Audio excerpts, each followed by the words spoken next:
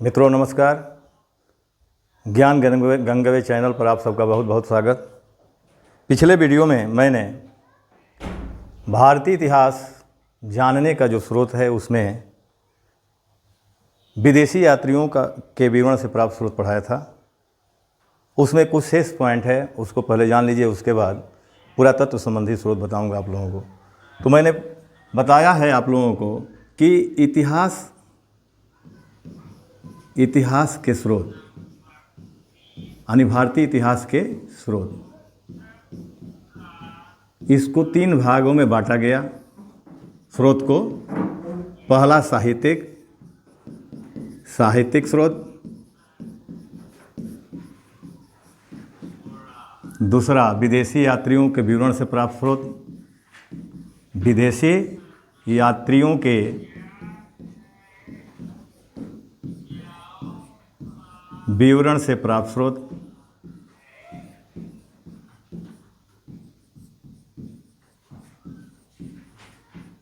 और तीसरा है पुरातत्व संबंधी स्रोत। पुरातत्व संबंधी स्रोत।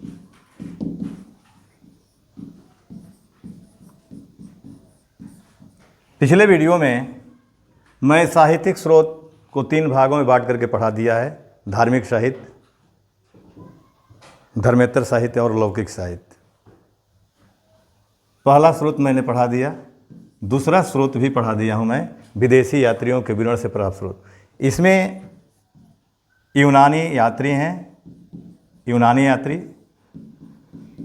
विदेशी यात्रियों में पहला यात्री जो आए यूनानी आए, दूसरा चीनी यात्री आए, तीसरा अरबी यात्री आए हैं, चौथा यूरोपीय यात्री, और अन्य में जो विजयनगर साम्राज्य में आने वाले यात्री हैं उसको भी पढ़ा दिया हूँ। इसमें एक पॉइंट ये छूट गया है आपका, यानी अरबी यात्री। तो अरबी यात्रियों में मोहम्मद गजनवी के साथ आने वाले जो यात्री हैं उसमें अलबरूनी है, फिरदौसी है, उतबी है। अलबरूनी का वास्तविक नाम अबू रेहान है। उसने किताबुल हिंद की रचना किया है। उसको तौहीद हिंद के नाम से भी जाना जाता है। उसको भारत का दर्पण के नाम से भी जाना जाता है। जो अलबरूनी की रचना आपका आपका अलबरूनी हिंद उल जो रचना है किताबुल हिंद, उसको भारत का दर्पण के नाम से भी जाना जाता है। और अलबरूनी का वास्तविक नाम अबू रेहान है। मोहम्मद गजनवी के साथ भारत आया था। दूसरा यात्री यहाँ ध्यान देंगे, पहला अलबरूनी, दूसरा यात्री फिरदौसी है। फिरदौसी ये भी मोहम्मद गजनवी के साथ ही भारत आया था और इसकी प्रसिद्ध रचना है शाहनामा। तीसरा उतबी है। उतबी मोहम्मद गजनवी का दरबारी कवि था, ठीक ना। तो ये प्रश्न छूट गया था। एक दिल्ली सल्तनत में जो यात्री आए थे मोरक्को से, वो नहीं बता पाए आप लोगों को, इब्न बतूता।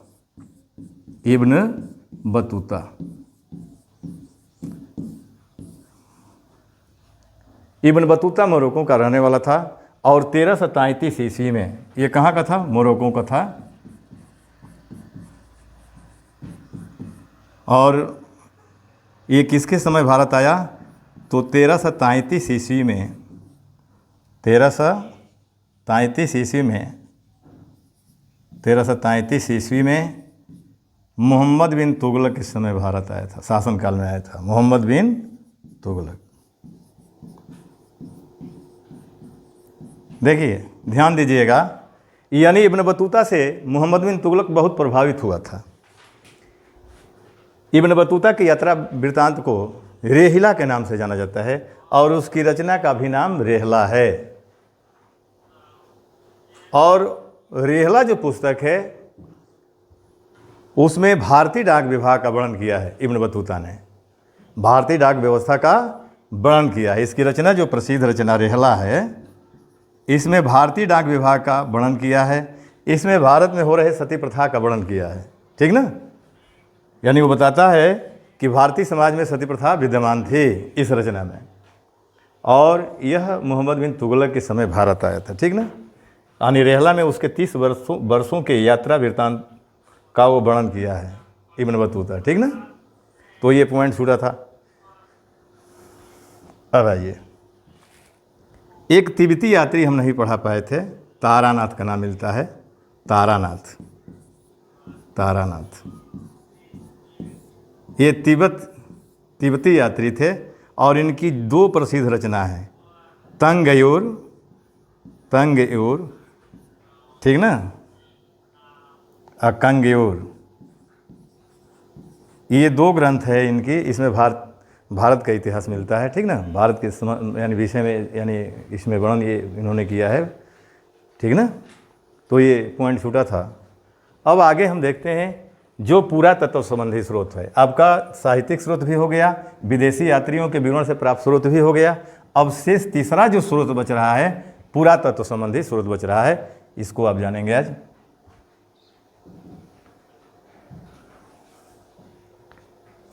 पुरातत्व संबंधी स्रोत, पुरातत्व संबंधी स्रोत।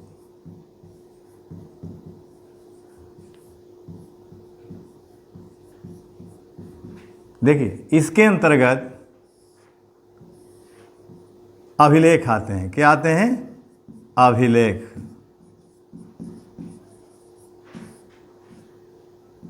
और सिक्के आते हैं, ठीक ना। पुरातत्व संबंधी के जो प्रमुख स्रोत हैं आपके अभिलेख हैं और सिक्के हैं। अब अभिलेखों में देखेंगे कि आप किनकी, यानी सबसे प्राचीन अभिलेख कौन सा है भारत का। तो पहला अभिलेख बोगज कोई है, बोगज कोई अभिलेख, बोगज कोई अभिलेख। देखिए, बोगज कोई अभिलेख में जो भारत आर्य आए थे उनके देवताओं के विषय में जानकारी मिलती है। यानी बोगज कोई अभिलेख, इसका समय 1400 ईसा पूर्व है, 1400 ईसा पूर्व। और इसमें क्या वर्णन मिलता है? आर्य देवताओं के विषय में जानकारी मिलती है, आर्य देवताओं के विषय में जानकारी मिलती है, विषय में जानकारी मिलती है।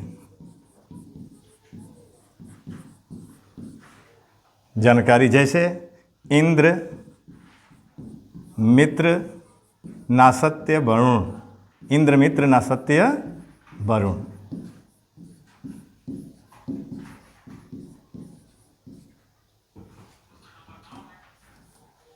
इंद्र, मित्र, नासत्य, वरुण। यानी इस अभिलेख में, बोगज कोई अभिलेख में आर्य देवताओं के विषय में जानकारी मिलती है। जैसे इंद्र का उल्लेख इस अभिलेख में है, मित्र का उल्लेख है, नासत्य का उल्लेख है और वरुण का उल्लेख है। अगला अभिलेख देखेंगे, मास्की गुर्जरा ओलेम गोड़ेम नेतुर। मास्की गुर्जरा ओलेम गोड़ेम नेतुर। ओलेम गोड़ेम नेतुर। देखिए, ये तीनों अभिलेख सम्राट अशोक का है। यानी मौर्य वंश के सम्राट, जो सम्राट अशोक थे, यानी ये जो अभिलेख देख रहे हैं, मास्की गुर्जरा ओलेम गोड़ेम नेतुर, ये अशोक का अभिलेख है। और इसमें अशोक का व्यक्तिगत नाम अशोक मिलता है। इसमें क्या नाम मिलता है? अशोक नाम मिलता है। अपने नाम को भी प्रमाणित करता है वो, ठीक ना, अशोक नाम मिलता है, ठीक ना। अब देखिए, अगला आप अभिलेख देखेंगे, जूनागढ़ अभिलेख। जूनागढ़ गढ़ अभिलेख।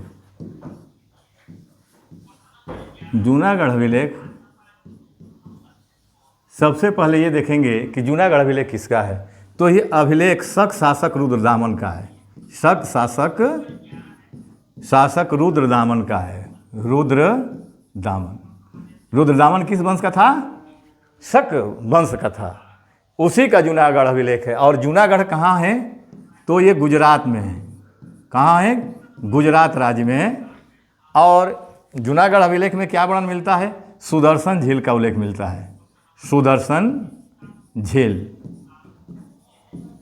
झील का उल्लेख है। और अगला पॉइंट, इसमें चंद्रगुप्त मौर्य का नाम भी मिलता है। चंद्रगुप्त मौर्य का नाम।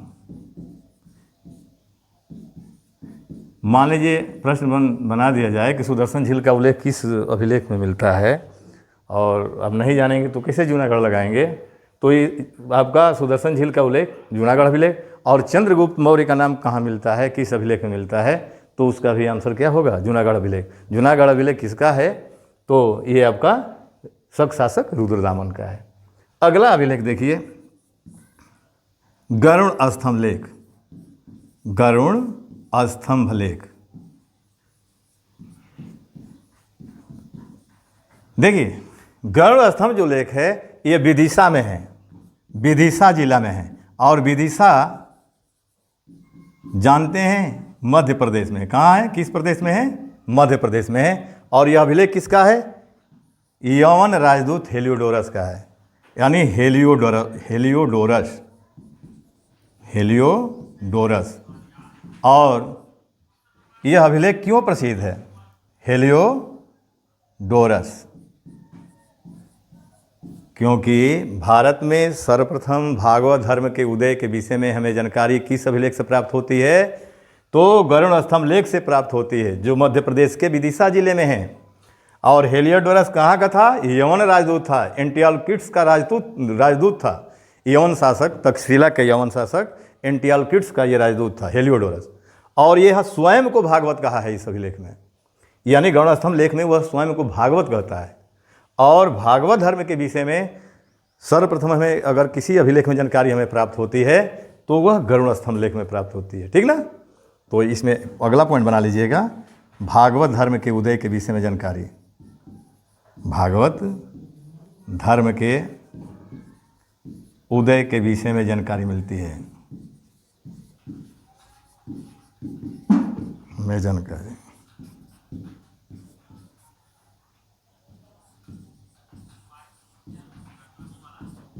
ठीक ना। अब देखेंगे अगला,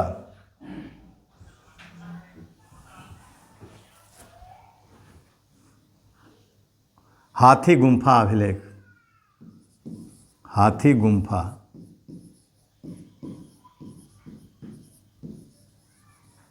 देखिए हाथी गुम्फा अभिलेख जो है ये कलिंग नरेश खारवेल का है। यह अभिलेख किसका है, हाथी गुम्फा, कलिंग नरेश खारवेल का, कलिंग नरेश खारवेल का है।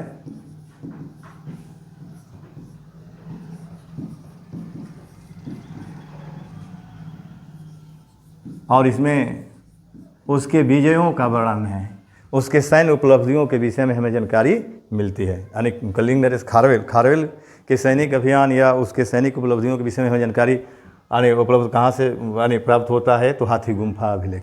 हाथी गुम्फा अभिलेख कहाँ है, कलिंग में है। कलिंग कहाँ है, तो ओडिशा राज्य में है, ठीक ना। ये कलिंग कहाँ है, ओडिशा में है, ठीक ना। और कलिंग को अशोक ने कब जीता था, 261 ईसा पूर्व में जीता था, ठीक ना।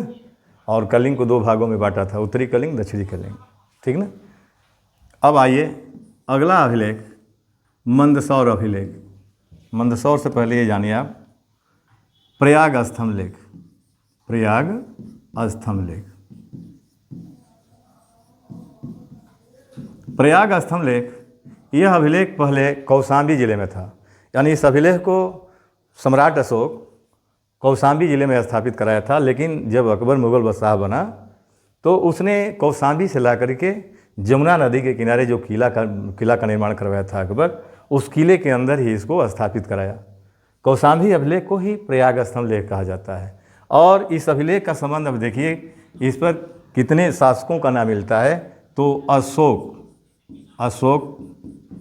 का नाम मिलता है, उसकी पत्नी कारुआकी का नाम मिलता है, पत्नी कारुआकी, इसीलिए इसको रानी का अभिलेख भी कहते हैं। रानी का अभिलेख भी इसको कहते हैं, ध्यान दीजिएगा, रानी का अभिलेख भी कहते हैं इसको। अब देखिए, अशोक का नाम मिलता है, उसकी पत्नी कारुआकी का नाम मिलता है, दान दिए जाने का वर्णन है कारुआकी के द्वारा। और अगला समुद्रगुप्त का नाम मिलता है। समुद्रगुप्त के विजयों के विषय में जानकारी मिलता है किस अभिलेख में? स्तंभ लेख में, प्रयाग स्तंभ लेख में। यानी समुद्रगुप्त के विजयों के विषय में जानकारी प्राप्त कहाँ से होती है? प्रयाग स्तंभ लेख से। इसके बाद आपका अकबर का लेख मिलता है। अकबर का लेख मिलता है। बीरबल का लेख इस पर मिलता है, बीरबल। और जहांगीर का भी लेख मिलता है, जहांगीर। यानी इतने लोगों का लेख जो है प्रयाग स्तंभ लेख पर है। ठीक ना? अगला अभिलेख देखते हैं।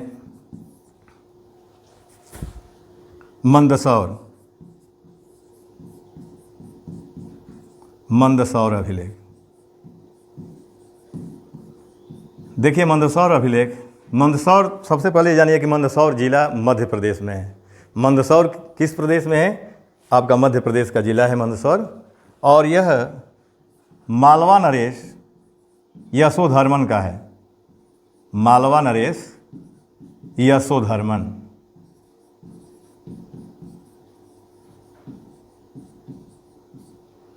यानी ये मालवा नरेश यशोधर्मन का है। इसके सैन्य उपलब्धियों के विषय में जानकारी प्राप्त होती है।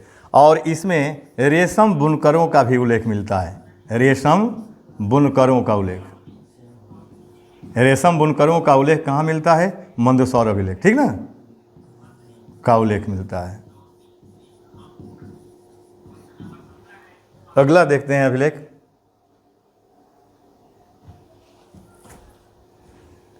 भीतरी स्तंभ लेख। भीतरी स्तंभ लेख।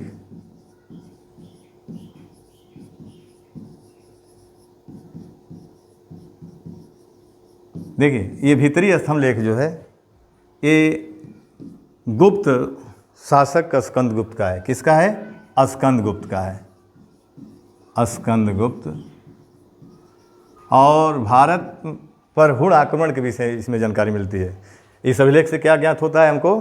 कि हुणों ने भारत पर आक्रमण किया था। यानी भारत पर हुणों का आक्रमण, भारत पर हुणों का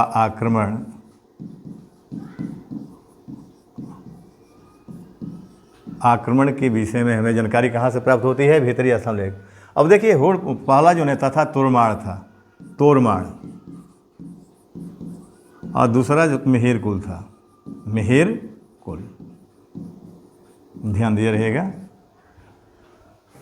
अगला अभिलेख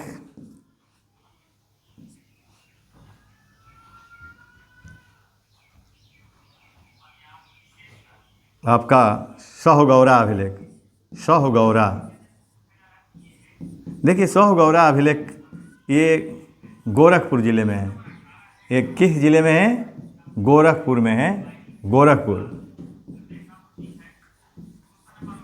और ये अशोक का अभिलेख है। किसका अभिलेख है? ये अशोक का है। इसमें दुर्भिज का उल्लेख है। दुर्भिज यानी अकाल। दुर्भिज का मतलब अकाल का इसमें उल्लेख है। इसी में कोषागारों का वर्णन मिलता है। यानी अकाल के दौरान यानी इसमें इस अभिलेख से ये पता चलता है कि यानी दुर्भिज के समय अपने कोषागारों से, यानी कोषागार का मतलब होता है गोदामों से, यानी सम्राट अशोक यानी अन्न का वितरण करता था। तो इसका वर्णन शाहगौरा अभिलेख से प्राप्त होता है। ठीक ना? अगला देख लीजिए अभिलेख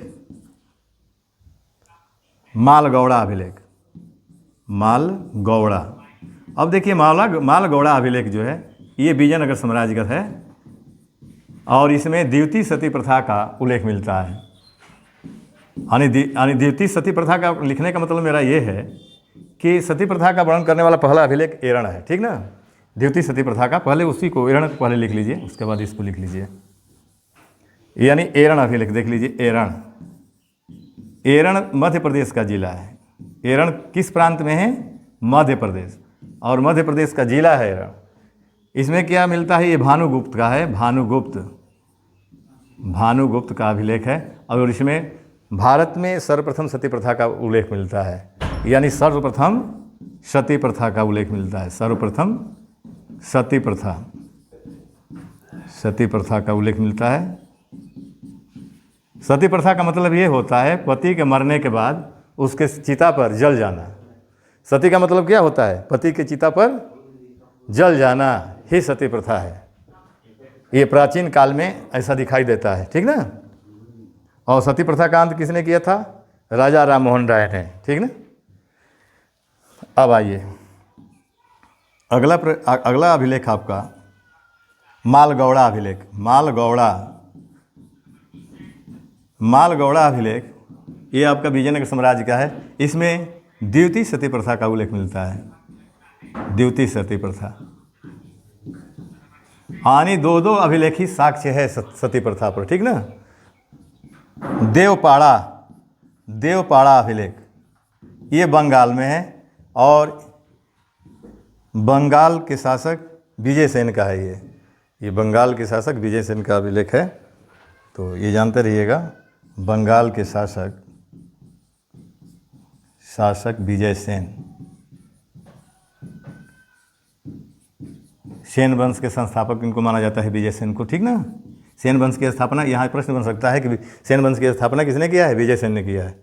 तो ये जो देवपाड़ा अभिलेख है, देवपाड़ा अभिलेख ये बंगाल में है और वहाँ के शासक विजय सेन का से संबंधित है। उसके विजयों के विषय में जानकारी प्राप्त होती है। अंतिम अभिलेख देख लीजिए, राजमुंदरी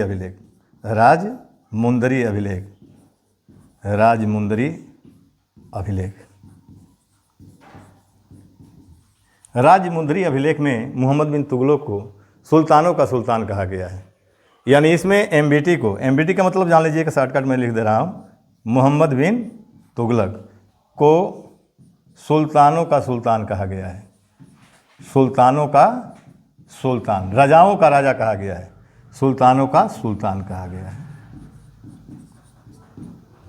तो इन अभिलेखों से आपको ये कहीं ना कहीं से भारतीय इतिहास के विषय में जानकारी प्राप्त होती है, इसलिए अन्य अभिलेखों को भी भारतीय स्रोत के अंतर्गत रखा गया है। अब आइए हम देखेंगे सिक्कें।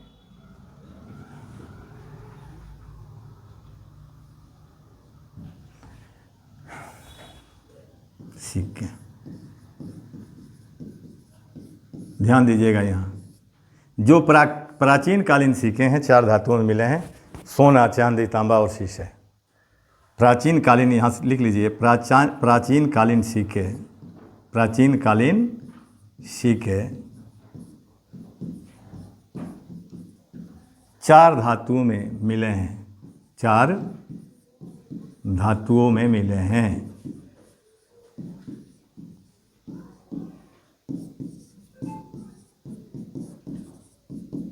सोना, चांदी, तांबा और शीशा।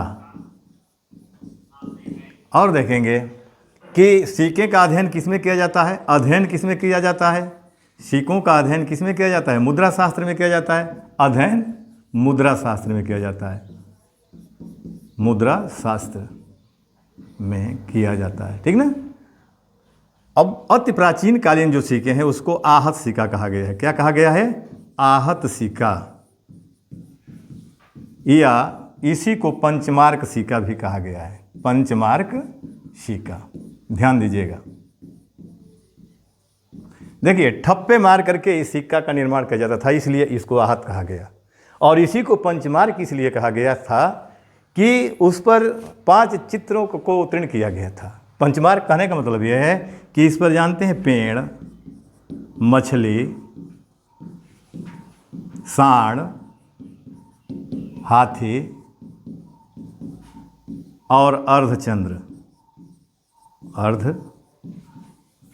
को अंकित यानी देखने को मिलता था, ठीक ना। सिक्कों पर क्या किया? पेड़, मछली, सांड, हाथी, अर्धचंद्र। देखिए 1 2 3 4 5 यानी 5 चिन्ह अंकित होने के कारण ही आहत सिक्कों को क्या कहा गया है?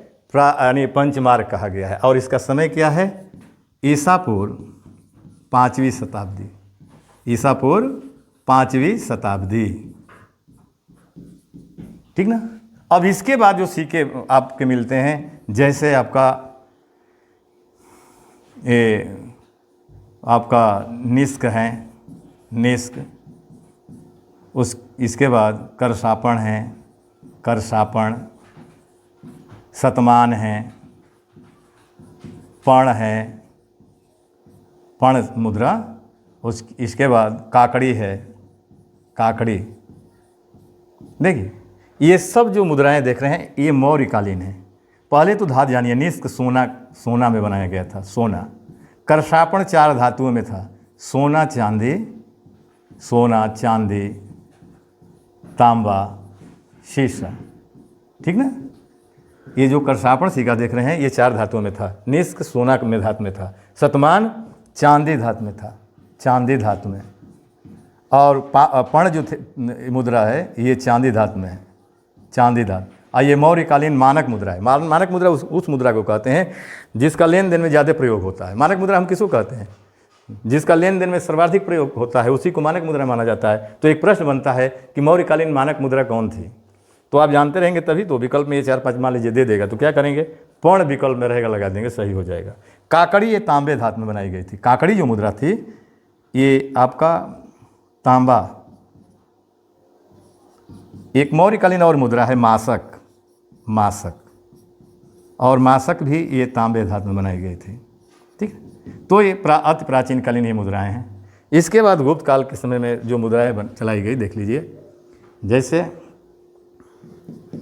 गरुड़ प्रकार की मुद्रा, गरुड़ प्रकार की मुद्रा यानी वह मुद्रा जिस पर गरुड़ पक्षी का चित्र अंकित किया गया, उत्कीर्ण कराया गया था, उसको गरुड़ प्रकार की मुद्रा कहा गया। और गुप्त वंश का जो राजकीय चिन्ह था गरुड़ पक्षी थी, क्योंकि वो भागवत धर्म के अनुयायी थे। भगवान विष्णु के जो है वाहन होता है गरुड़, इसलिए उन्होंने अपने सिक्कों पर गरुड़ को क्या कराया था, उत्कीर्ण कराया था, ठीक ना। तो गरुड़ प्रकार की मुद्रा ये चांदी था। अब किस काल में? गुप्त वंश, गुप्त वंश में चलाया गया था। इसके बाद मयूर प्रकार की मुद्रा, मयूर प्रकार की मुद्रा, और यह भी चांदी धातु, गुप्त वंश। गरुड़ प्रकार की मुद्रा हो गया, मयूर हो गया। एक तलवार प्रकार की मुद्रा बनाई गई थी गुप्तों के समय, तलवार प्रकार की मुद्रा, और ये भी चांदी धातु, गुप्त वंश, ठीक। अब राजपूत काल की मुद्राएं देखेंगे। अब तो राजपूत काल की 2 मुद्राएं प्रमुख हैं। एक तो बराह प्रकार की मुद्रा है, बराह, बराह प्रकार की मुद्रा। बराह माने सुअर होता है, बराह मतलब क्या होता है, सुअर। और एक भगवान विष्णु का अवतार भी माना जाता है बराह, ठीक ना। तो ये बराह अपनी मुद्रा पर किसने अंकित कराया था? सोना धातु में। ये मुद्रा किस धातु में बनाई गई थी? सोना, राजपूत काल, राजपूत काल, ठीक ना। अगली मुद्रा जो है लक्ष्मी प्रकार की मुद्रा, लक्ष्मी प्रकार की मुद्रा।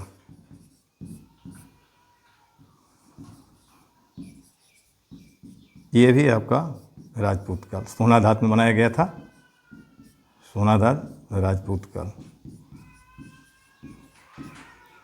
ठीक ना। तो सिक्के में आप देखें प्राचीन कालीन सिक्के 4 धातुओं में बनाए गए थे, सोना चांदी तांबा शीशा। एक बार पुनरावृत्ति कर लीजिए। अध्ययन किसमें किया जाता है? यानी सिक्कों का अध्ययन, यानी वह शास्त्र जिसमें सिक्कों का अध्ययन किया जाता है। ये प्रश्न आता है, बार बार बन गया है, तो मुद्रा शास्त्र में किया जाता है। अब अति प्राचीन कालीन सिक्कों में मैंने दिखाया आहत सिक्का, जिसको पंचमार कहा गया। ये ईसा पूर्व 5वीं सदी का, ये शताब्दी का जो है कि नहीं, ये आपका मुद्रा है। और इस पंचमार किस लिए कहा गया आहत को? क्योंकि उस पर पेड़, मछली, सांड, हाथी और अर्धचंद्र अंकित मिले हैं, ठीक ना। फिर निष्क, ये मौर्यकालीन मुद्राएं हैं। निष्क है, करसापण है, शतमान है, पण है, काकड़ी है, मासक है। अब धातु भी मैंने दिखा दिया आप लोगों को। निष्क सोना धातु में, करसापण 4 धातुओं में, सोना चांदी तांबा शीशा, शतमान चांदी, पण चांदी, काकड़ी तांबा, मासक आपका तांबा। अब गुप्त यानी गुप्तकालीन सिक्कों में गरुड़ प्रकार की मुद्रा, मयूर प्रकार की मुद्रा, तलवार प्रकार की मुद्रा, और ये तीनों जो मुद्रा थी चांदी धातु में गुप्त वंश के समय चलाई गई। राजपूत काल की मुद्रा है, बराह प्रकार की मुद्रा है, लक्ष्मी प्रकार की मुद्रा है, ठीक ना। ऐसे ही आपका जो है। अब दिल्ली सल्तनत के समय जो मुद्राएं चलाई गई है देख लीजिए इसको, सल्तनत कालीन मुद्राएं।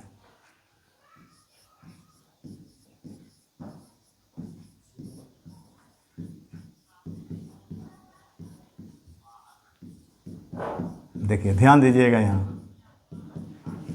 जैसे टंका है, जीतल है, जीतल, दाम है, हाँ। उसके बाद सांकेतिक मुद्रा है, सांकेतिक मुद्रा, शशगनी है, शशगनी और बहलोली। बहलोली, यहाँ ध्यान देंगे आप लोग। यानी दिल्ली सल्तनत की यही इतनी मुद्राएं हैं, टंका, जीतल, दाम, सांकेतिक मुद्रा, शशगनी और बहलोली। अब देखेंगे कि टंका किसने चलाया। ये किस धातु में बनाया गया? चांदी में, और इसका वजन था 78 ग्राम। वजन कितना था? 78 ग्राम। किसने चलाया? इल्तुतमिश। इल्तुतमिश गुलाम वंश का शासक है। और जीतल ये तांबे धातु में था, तांबे धातु में, और किसने चलाया? इल्तुतमिश। दाम तांबे धातु में, इल्तुतमिश चलाया। सांकेतिक मुद्रा ये कांसे धातु में बनाई गई थी, कांसे धातु, और किसने चलाया? मोहम्मद बिन तुगलक। मोहम्मद बिन तुगलक। और ये शशगनी जो मुद्रा देख रहे हैं ये चांदी धातु में चलाया था। किसने? एफेस्टी ने, यानी फिरोज शाह तुगलक। इसको किसने चलाया था?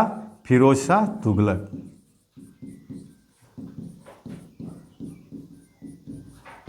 और बहलोली ये भी चांदी धातु में मुद्रा थी, और किसने? बहलोल लोदी ने चलाया था। बहलोल लोदी। तो सल्तनत कालीन मुद्रा धातु जान गए, उसके किसने चलाया ये भी जान गए। अब मुगल कालीन मुद्राओं से आप अवगत होंगे। मुगल कालीन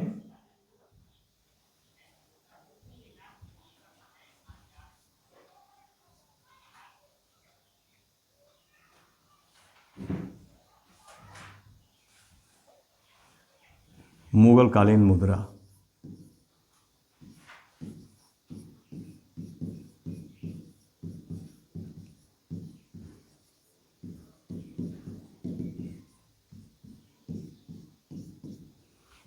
सबसे पहले देखेंगे कि बाबर किस नाम से मुद्रा चलाया था, क्योंकि मुगल वंश की स्थापना किसने किया था? बाबर ने किया था। ये शाहरुख प्रकार की मुद्रा चलाया था, शाहरुख। शाहरुख मुद्रा। ये तैमूर लंग के पुत्र का नाम शाहरुख था, उसी के नाम से जो है ये मुद्रा चलाया था। क्योंकि बाबर को दो वंशों का, दो रक्तों का मिश्रण माना जाता है, ठीक ना। वो चंगेज खां का 14वां वंशज माना जाता है, और तैमूर लंग का 5वां वंशज माना जाता है। तो शाहरुख को तैमूर का पुत्र था, इसलिए शाहरुख के नाम से उसने मुद्रा जारी किया भारत में, ठीक ना। शाहरुख मुद्रा। और शाहरुख मुद्रा चांदी धातु में चलाया था। किस धातु में? चांदी धातु में। किसने चलाया था? बाबर।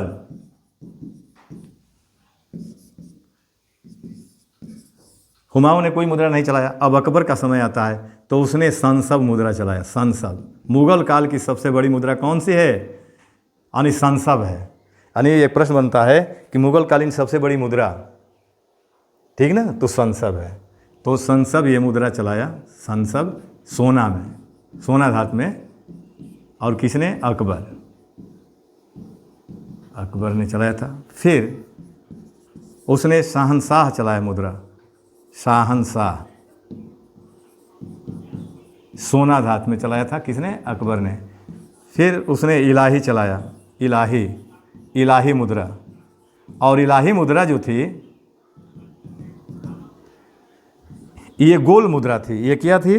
गोल, जैसे आज का सिक्का होता है, ठीक ना। और सोने धातु में चलाया था। किस धातु में? सोने में, सोना धातु में।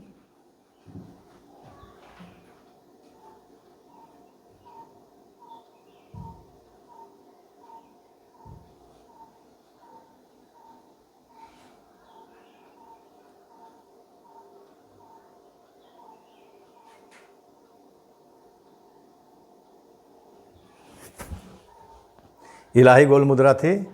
और सोना में किसने चलाया? अकबर। इसके बाद उसने चलाया जलाली, जलाली मुद्रा। जलाली ये चौकोर मुद्रा थी। इसकी आकृति कैसी थी? चौकोर। और किस धातु में? चांदी धातु। किसने चलाया? अकबर ने। रुपया नामक मुद्रा। रुपया, देखिए रुपया जो मुद्रा है, आज भारत की मुद्रा का नाम भी रुपया है। इस मुद्रा को किसने चलाया था? शेर शाह सूरी ने चलाया था। शेर शाह सूरी और अकबर, शेर शाह सूरी अकबर। तो आपका पुरातत्व संबंधी स्रोतों में अभिलिखित साक्ष्य भी बता दिया गया आप सबको, और मुद्रा संबंधी जो भी जानकारी है आपको दे दिया गया। तो आज यहीं तक रहने दिया जाए, शेष अगले वीडियो में। आप सबको बहुत बहुत धन्यवाद।